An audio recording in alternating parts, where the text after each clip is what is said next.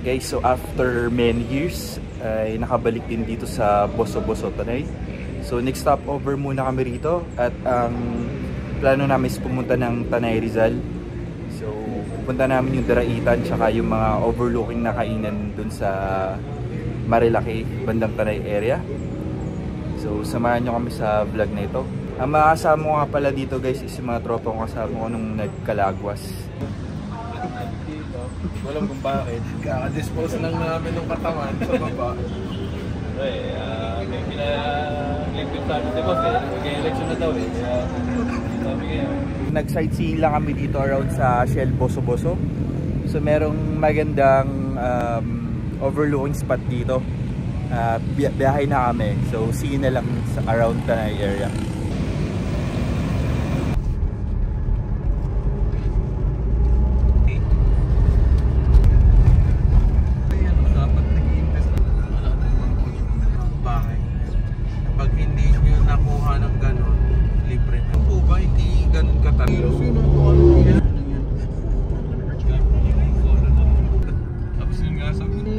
Salon per month.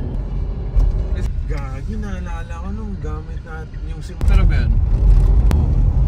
Naiya ako gamba kong nagsaserve. Ang usos lang ata yung... Nakarating na kami dito sa Daraitan. So tatawid kami ng ilog bago makapunta dun sa...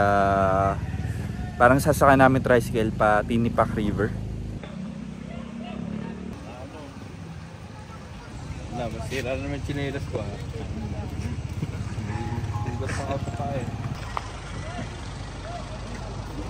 Sasakay na kami sa bangka.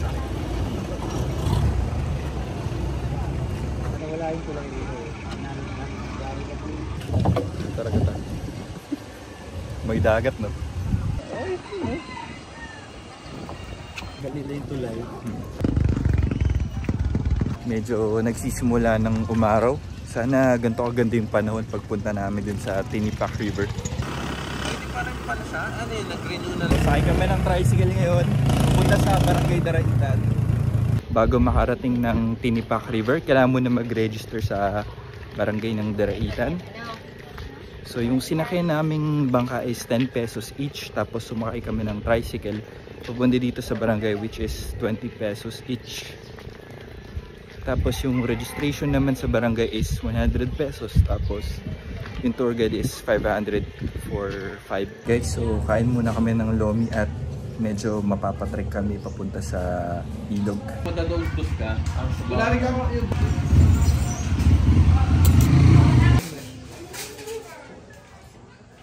Tapos na kami kumain.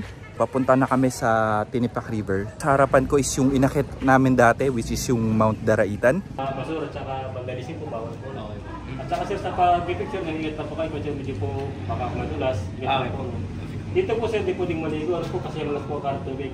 Okay. Saan mo pwede maligo? Dito sa pwede maligo sa dito. Sa gitna. Dito na kami sa simula ng trek. So from Barangay Hall ng Daraitan, kailangan pa namin mag-tricycle papunta dito. 20 pesos each ulit. Sobrang ganda dito. I think pang-apat na beses ko nang galing sa area na to. Galing kaming ano? Ako galing Guangdong. Guangdong. Hindi, taga Pinland tong kasama ko.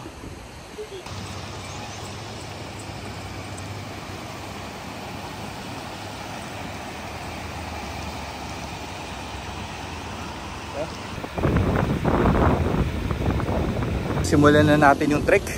Sobrang nakaka-amaze lang talaga ng lugar na to. Kaya ayun, hindi ko mapigilan kumuha ng photos at video. Itong mga rock formation na to, sinasabi nilang galing sa taas ng bundok. At grabe, bukod sa malalaki to, sobrang ganda tignan ang puputi ng mga rock formation na to. Nakatulog ito. Putang tubig. Ito, saboy. Sabi mo ito sa fresh water. Maraming parasite daw, hindi ka maliligo dahil pa ng parasite eh.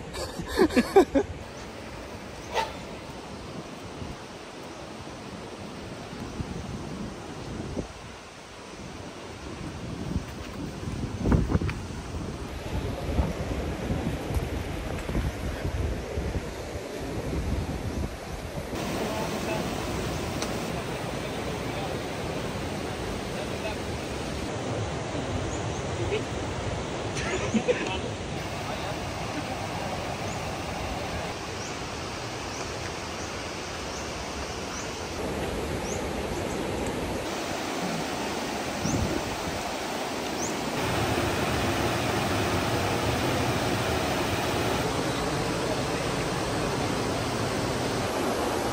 ganda.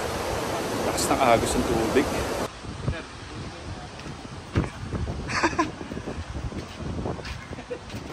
Dito yung mga lumalabas.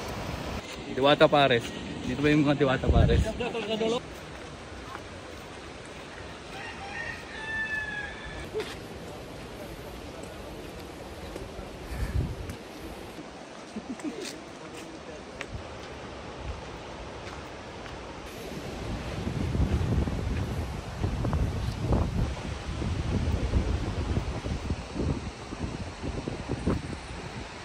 Ang ina na ito, sira na naman chinelas ko eh.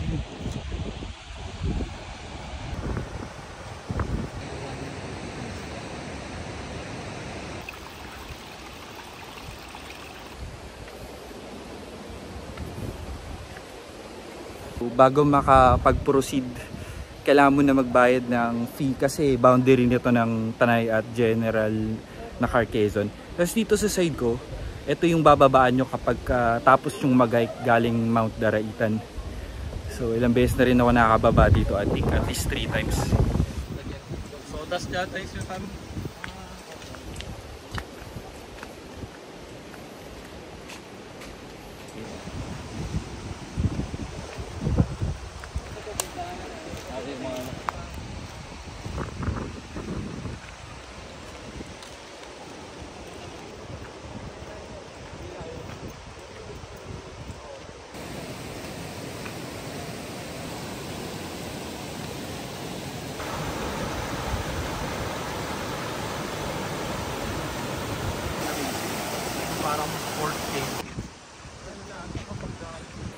Okay, so malapit na kami sa Tinipak Camping Grounds.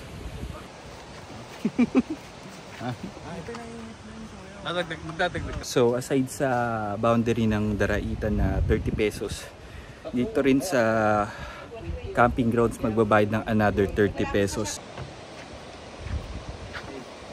5 seconds.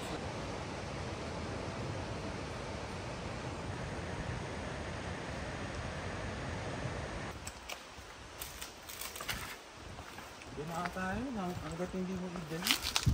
Kasi parang saving ready. Medyo matarik-tarik dito sa dinadaanan namin.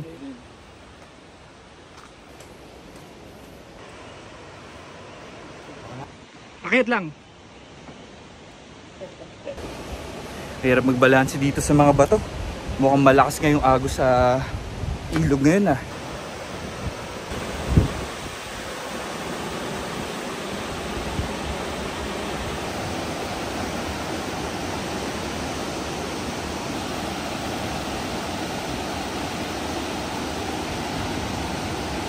Nakita niyo yung rock formation na to sa gilid ko. Grabe, sobrang priceless. So hindi talaga nakakasawang balik-balikan ito.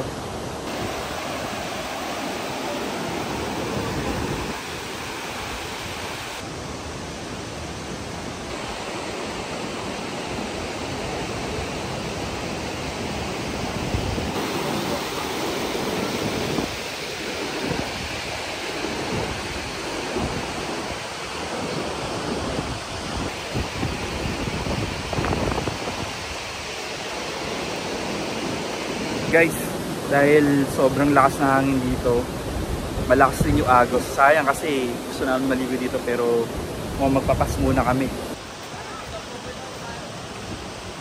Ang talampaan ko tangin na kasing chinelas ko eh.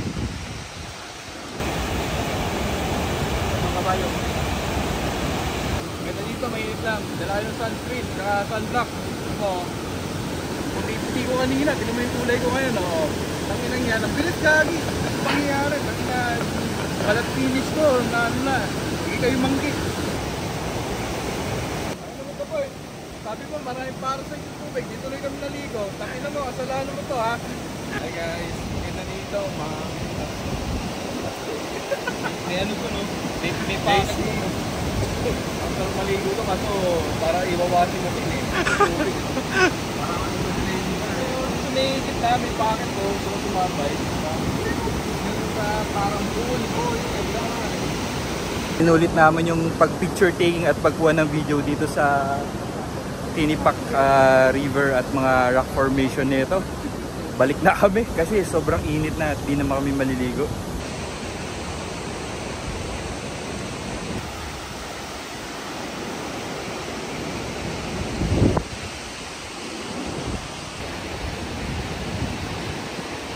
Tapos na kami mag-trek galing ng Tinipak River. Medyo mahaba-haba rin yun at dahil sobrang init, nakapagod. So balik kami dun sa may Marilaki, sa may overlooking portion niya. Hanap kami ng pagkakainan ng lunch. Lang? Gagi meron dun yung gagi month lang yun meron. Dire-diretso lang yun.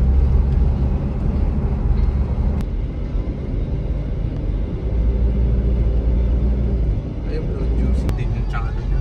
Tapos puta nung Decide na namin na kumain dito sa Tanay Highlands. So, yan natin yung overlooking niya.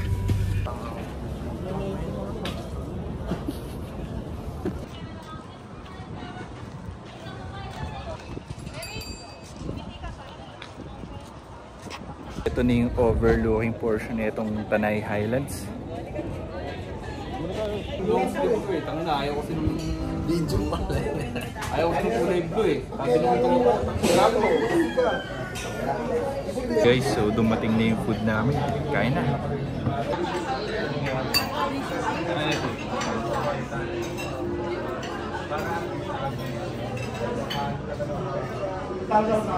Kakatapos lang namin kumain. Medyo pricing food pero okay naman siya. Masarap naman. Tapos syempre yung ambience dito talagang cozy, tapos ang ganda. Ganda nung view dito sa paligid. So ang next plan namin is pumunta ng Daranac Falls and itutuloy ko yun dun sa next vlog ko na lang. Guys, so see you na lang and yan, always take care.